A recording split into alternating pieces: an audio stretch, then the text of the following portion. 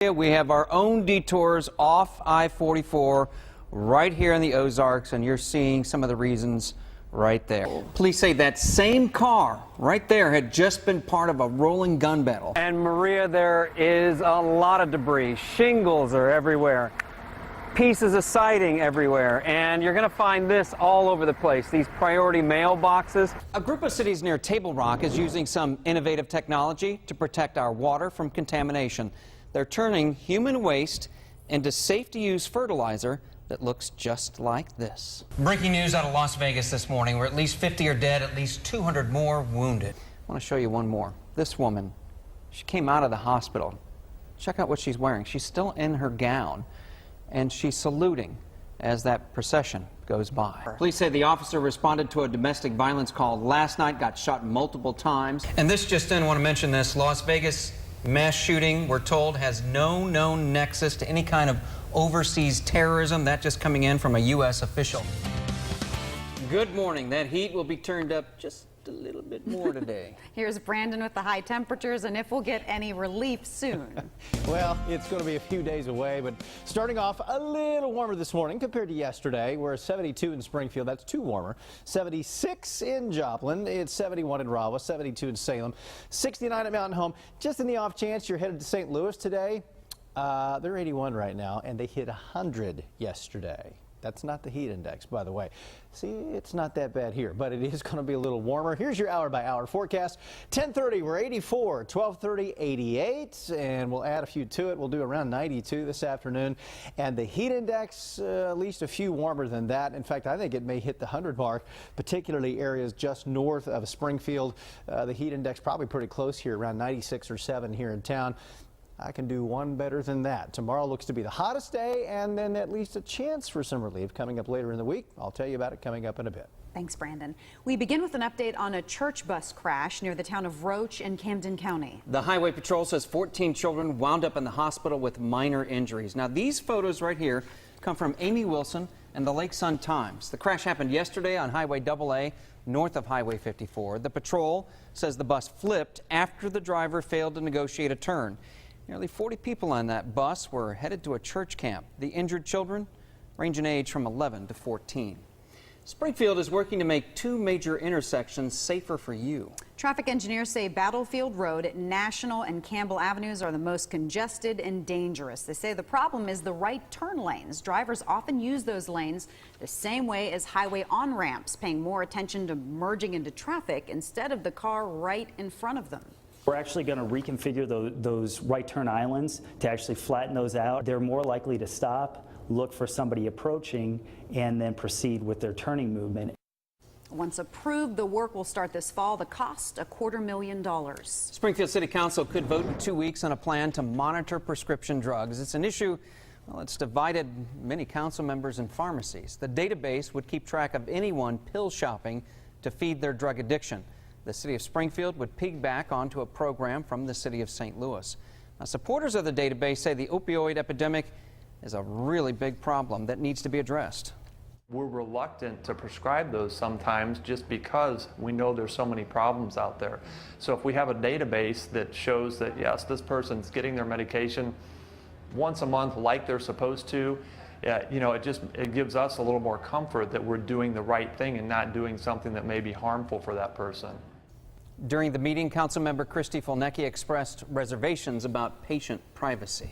Council could soon decide if the Life 360 Church will move into the old Palace Theater. Neighbors in Chesterfield Village spoke at last night's meeting. They argued a church will not draw as many people into the district to shop or generate tax revenue like an entertainment center would. The church says the theater will give it more room to grow. Christian County voters will decide in August if they want to pay more in taxes for better library services. Kate Alt live in Ozark with how that extra revenue will be used. Kate. Now, voters here in Christian County will be asked in about a month to renew the county's 20-cent tax levy.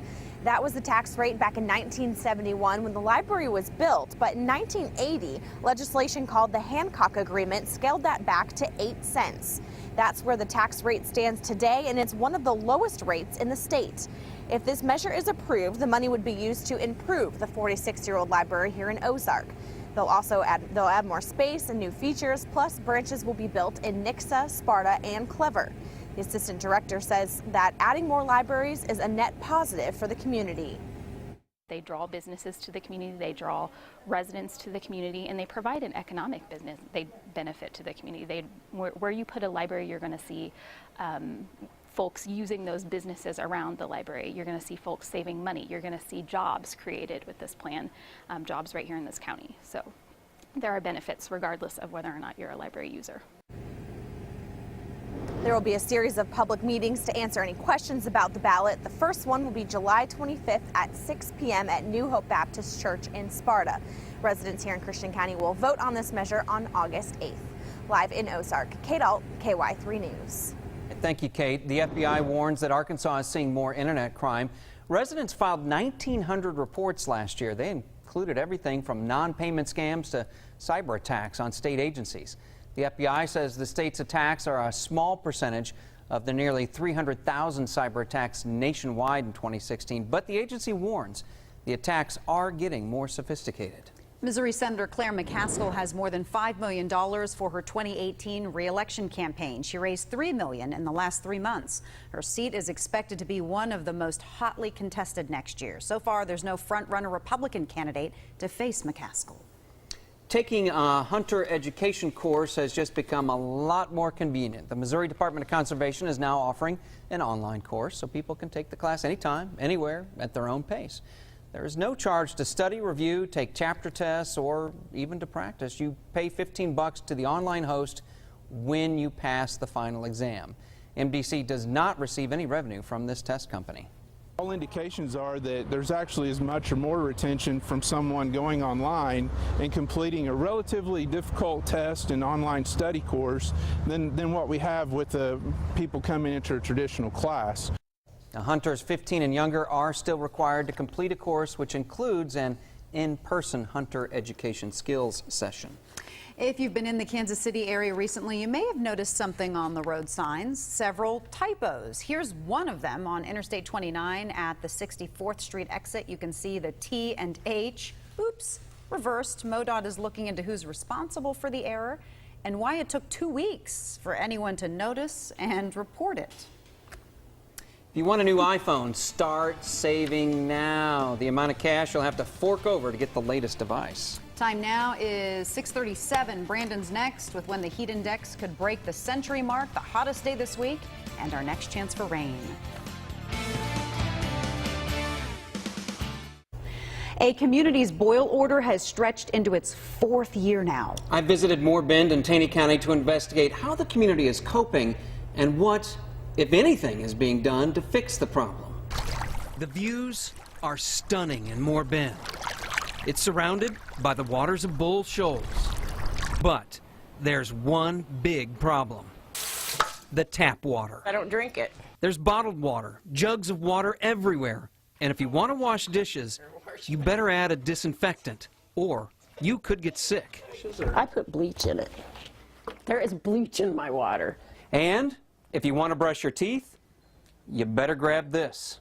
The state issued a boil water order on February 5th, 2013. 2013. We were just informed. Celia and her neighbors get their water from 2 wells. The wells are under these small white buildings. The state says it issued the original boil water order due to E. coli, or fecal bacteria, in the wells. I got sick, about got plumb down. We're paying for a product that's total crap. The state even gave the water system a cleanup plan a couple years ago.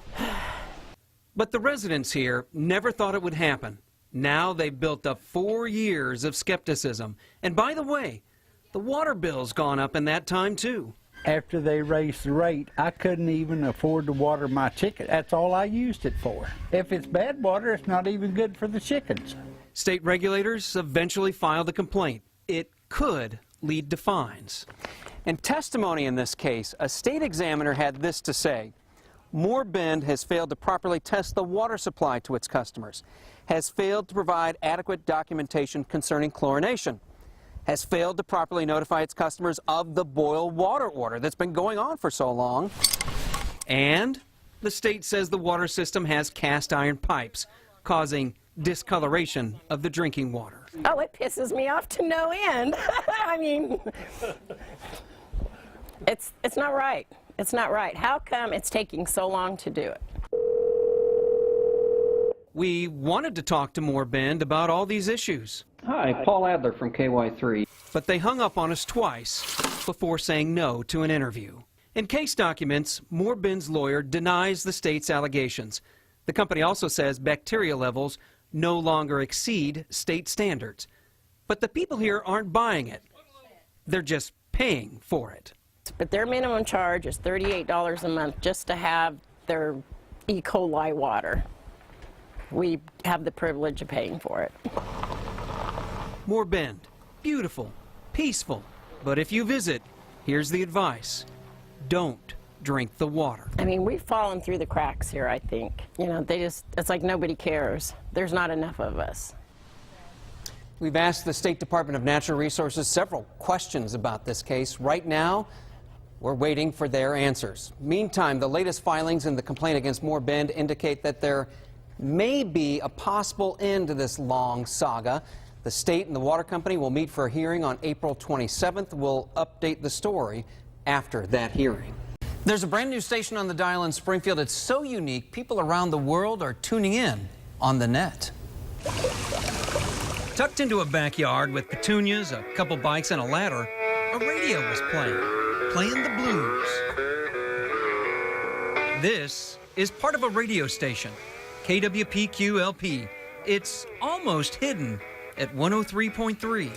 It's a little labor of love. It's a little dream come true. Gary Lawson is the engineer. Jay Rivenberg is the muscle. Well, I dig the hole.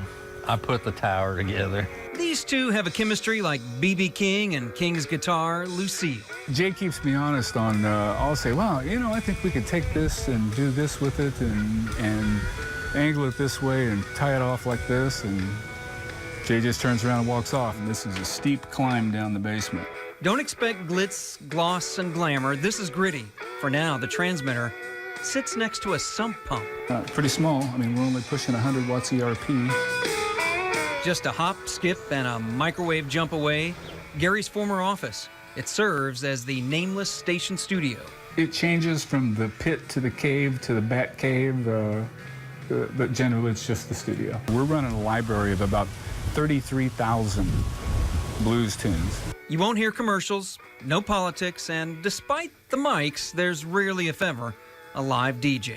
And anybody can record an ID. Just pick up your phone, start recording. You're listening to KWPQ-LP, home of your blues, Springfield, Missouri. If you're trying to tune in right now and can't find it, there's hope. A new tower is going up soon. This is actually the base section for the new tower that's going up. We're going to get another 4 meters of height out of it, and we'll get the signal up and further out. While Gary gives to the station, he's waiting for a gift of a kidney donor. Probably the worst thing is fatigue. I'm not accustomed to getting tired. But don't expect him to sing the blues or even talk much about being sick. I plan on staying on the air. He just wants you to listen and feel the bass, the beat, the love. That's KWPQ right there. It took Gary 3 years to get the license for that low-power FM station. Since going on the air this spring, he spent about $7,000 of his own money to get it up and running and playing the blues.